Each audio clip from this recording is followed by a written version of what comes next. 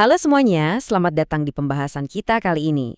Hari ini kita bakal ngelakuin semacam pemeriksaan kesehatan teologis buat ibadah gereja modern. Kita akan bongkar apa yang sebenarnya terjadi di balik harmoni musik setiap hari Minggu dan kenapa hal itu bisa sangat membentuk atau parahnya justru mengikis kedalaman iman kita lebih dari yang kita sadari. Pernah nggak sih Anda lagi berdiri di ibadah hari Minggu, musik mulai main, tapi tiba-tiba, Anda disorot lampu panggung yang gerak-gerak lengkap sama kepulan asap buatan.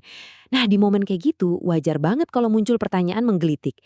Kita ini sebenarnya lagi kumpul buat bener-bener menyembah Tuhan atau lagi nonton konser pop dengan lirik rohani? Gejala di banyak gereja sekarang tuh seringkali kerasa lebih pasif, layaknya audiens yang lagi nonton pertunjukan daripada umat yang aktif berpartisipasi. Dan fenomena pergeseran inilah yang bakal kita bedah tuntas. Nah, buat mendiagnosis masalah ini, kita punya peta jalan yang jelas loh.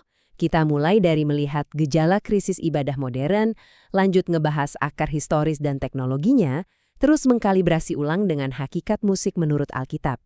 Dari situ, kita bedah problem teologi dan eklesiologinya, sampai akhirnya kita kasih resepnya di solusi rekonstruksi liturgi gereja. Yuk kita mulai? Oke, masuk ke bagian pertama, gejala krisis ibadah modern.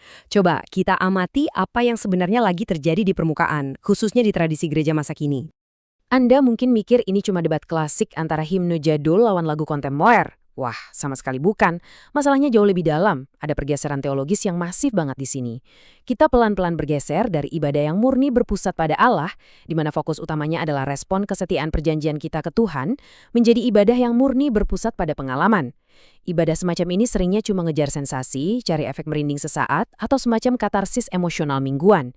Begitu pengalaman ini jadi raja, kita tanpa sadar mulai ngukur suksesnya ibadah bukan dari apakah Allah dimuliakan hari ini, tapi malah jadi seberapa dapat nih emosi saya tadi. Dan kalau kita lihat gambaran besarnya, ini jadi semacam cetak biru diagnostik yang nunjukin seberapa dalam sih kerusakan strukturalnya. Masalah ini tuh sistemik banget, merambat mulai dari landasan pemahaman Alkitabiah yang pudar, berakar dari budaya pop, sampai akhirnya ngaruh ke praktik paling teknis di atas panggung. Ini benar-benar butuh rekonstruksi total. Lanjut ke bagian 2, akar historis dan teknologi. Nah, pertanyaannya, apa sih sebenarnya biang kerok dari pergeseran radikal ini? Yang menarik di sini adalah gimana logika industri musik mulai merasuk. Sejak munculnya raksasa-raksasa musik gereja kayak Hillsong, Battle Music, Elevation Worship, sampai Jesus Culture, gereja-gereja lokal di seluruh dunia itu tanpa sadar mulai ngadopsi logika industri komersial. Nggak cuma nge-cover lagunya doang loh, tapi elemen korporat kayak branding, identitas sonic band, sampai cara bikin atmosfer emosional yang intens itu disedot mentah-mentah ke ruang ibadah. Secara nggak langsung, gereja mulai nge-copy-paste format budaya pop. Nah, efek langsung dari pengaruh industri tadi, peran seorang worship leader jadi ikut-ikutan bergeser drastis. Awalnya, mereka itu murni berfungsi sebagai pemimpin nyanyian jemaat.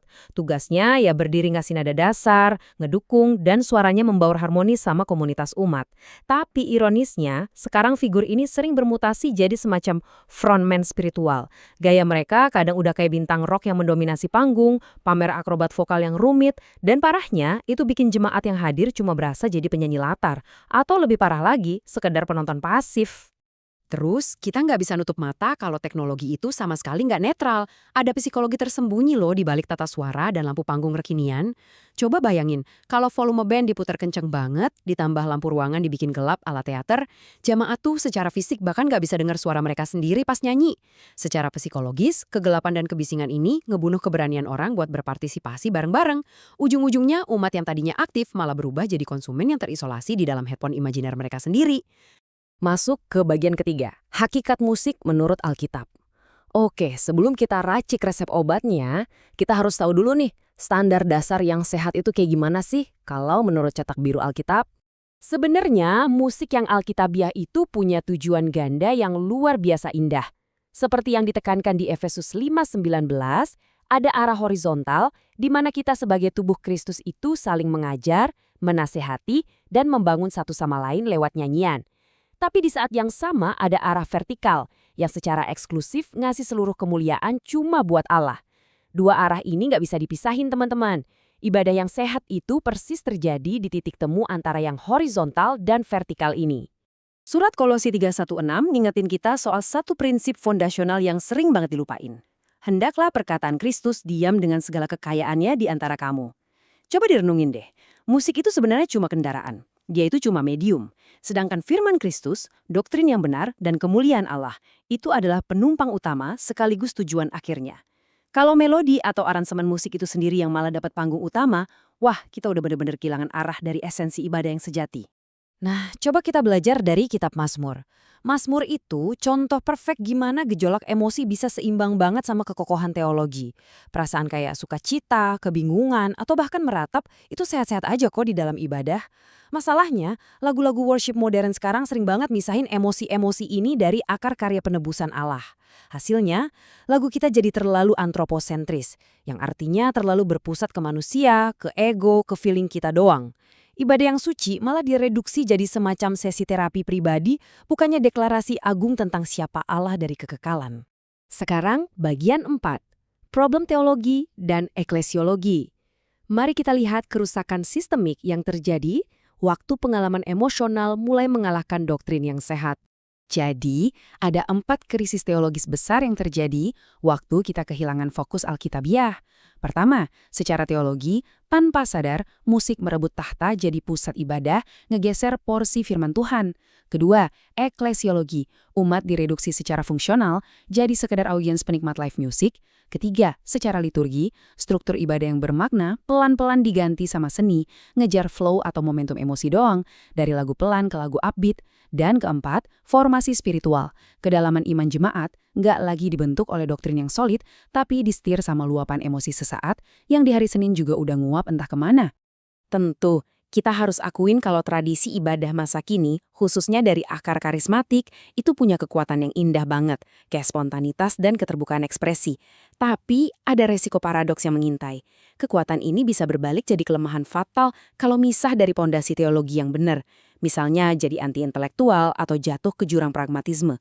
Pragmatisme ibadah ini kejadian kalau kita mulai pakai trik panggung apa aja, entah itu progresi chord tertentu yang sengaja mancing emosi, atau liking dramatis, asal jemaat bereaksi dan angkat tangan, kita langsung anggap itu sebagai sukses spiritual. Masuk ke bagian kelima, solusi rekonstruksi liturgi gereja. Kita udah cek gejalanya, sekarang waktunya kita nebus resep buat merehabilitasi ibadah di gereja lokal kita.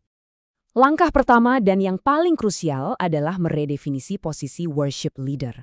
Peran mereka harus dikembalikan jadi seorang fasilitator liturgis. Jadi, fokus utamanya bukan lagi bikin aksi panggung yang memukau atau ajang pamer skill vokal, tapi lebih ke kepekaan pastoral buat nuntun umat ke Tuhan. Tanda keberhasilan tertinggi dari seorang fasilitator itu sebenarnya simpel, yaitu ketika dia berhasil membimbing dan bikin jemaatnya nyanyi jauh lebih lantang dari suaranya sendiri di mikrofon. Secara sangat praktis, kita harus ngembaliin panggung suara ini ke jemaat. Caranya, pemimpin gereja harus minta tim front of house di belakang sana buat nurunin volume instrumen secara keseluruhan. Kurangin improvisasi nada yang menyulitkan, dan stop oversinging di atas panggung. Tujuannya tuh benar-benar sederhana, tapi radikal buat zaman sekarang. Memastikan setiap orang yang hadir bisa benar-benar saling dengar suara satu sama lain. Jadi kita bisa mengemakan bukti nyata kalau tubuh Kristus itu lagi nyembah bareng-bareng dalam satu roh. Terus kita perlu dengan sengaja ngebangun lagi yang namanya liturgi naratif. Jangan cuma nyusun lagu berdasarkan pertimbangan tempo musik, dari pelan ke klimaks buat memanipulasi emosi. Coba deh susun ibadah tuh layaknya sebuah perjalanan cerita teologis. Ibadah yang utuh menceritakan kembali Injil, dimulai dari panggilan beribadah, turun ke kerendahan hati dalam pengakuan dosa, naik lagi ngerayain jaminan pengampunan dan syukur, dengerin firman, terus ditutup sama respons dan pengutusan. Di sini, musik yang melayani alur cerita teologisnya, bukan kebalikannya. Dan ingat ya, analisis ini sama sekali nggak lagi ngajak kita musuhan sama musik modern kok. Nggak ada keharusan buat kebuang semua lagu kontemporer. Yang terpenting adalah kita harus mulai nuntut adanya kedalaman teologis, akurasi doktrin, dan lirik yang sungguh-sungguh berpusat pada Kristus di lagu apapun yang kita mainin. Memadukan himne klasik warisan masa lalu dengan keindahan aransemen kontemporer secara bijak justru bakal nyatuin berbagai generasi di gereja. Kita ngerayain persatuan tanpa harus ngorbanin kebenaran. Sebagai penutup, ada sebuah realita keras yang harus kita hadapi dan renungkan baik-baik. Akar krisis ini sebenarnya bukan soal seberapa modern melodi yang dimainin, tapi apa jadinya ketika estetika, penggunaan teknologi canggih, dan kehausan kita akan pengalaman emosional, itu mulai berhenti tunduk pada otoritas teologi ibadah yang alkitabiah.